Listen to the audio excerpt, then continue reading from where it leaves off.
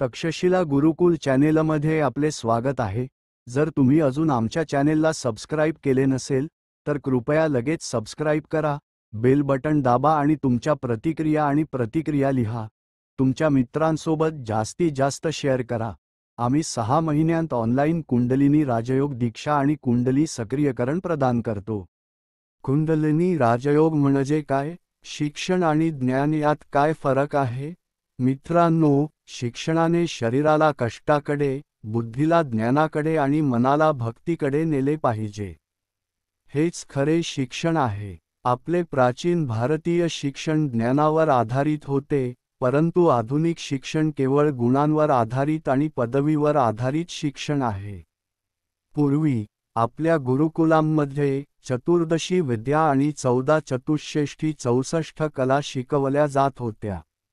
मुले 12 वर्षे गुरुकुलात राहत असत आणि कठोर परिश्रमाने सर्व कलांमध्ये प्रभुत्व मिळवत असत। प्राचीन भारतातील सर्व गुरुकुलांमध्ये ब्रह्मविद्या किंवा आत्मविद्या महत्त्वाची होती। याचा अर्थ काय? बरोबर आणि चूक काय, काय करावे आणि काय करू नये? बुद्धी बुद्धिमत्ता देते आणि आत्म्याला मुक्तीकडे घेऊन जाते। ते आपल्याला कसे जगायचे, मानवी जीवन कसे यशस्वी करायचे हे सांगते। ही ब्रह्मविद्या आहे। पूर्वी गुरुकुलांमध्ये मुले 12 वर्षे अभ्यास करत होती। आपण कुंडलिनी राजयोग 1 वर्षाचा अभ्यासक्रम म्हणून देत आहोत। शिक्षण म्हणजे पोट भरण्यासाठी, जगण्यासाठी, उपजीविका करण्यासाठी असलेल्या कला शिकणे। 2 कुंडलिनी राजयोग कोण शिकू शकतो? 18 वर्षांवरील तरुण आणि महिला ही ब्रह्मविद्या शिकू शकतात। 3 ही विद्या शिकण्याचे नियम काय आहेत? मित्रांनो, ही विद्या शिकण्यासाठी 1.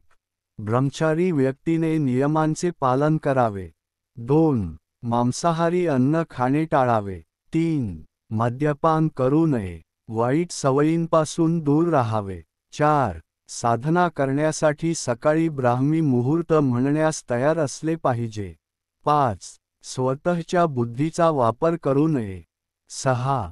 आपण सांगितलेले सर्व नियम न चुकता पाळले पाहिजेत। 4. कुंडली राजयोग साधना किती दिवसांत पूर्ण होईल? हे 6 महिन्यांत कुंडली सक्रियतेद्वारे केले जाते। त्यानंतर 6 महिन्यांनंतर तरदे एक सक्रियता साधना पूर्ण होईल। ती 1 वर्षात पूर्ण होईल। खाली दर्शविलेल्या फोन नंबरवर कॉल करा आणि स्वतःचा परिचय द्या। दीक्षा ऑनलाइन उपलब्ध आहे। या संधीचा फायदा घ्या।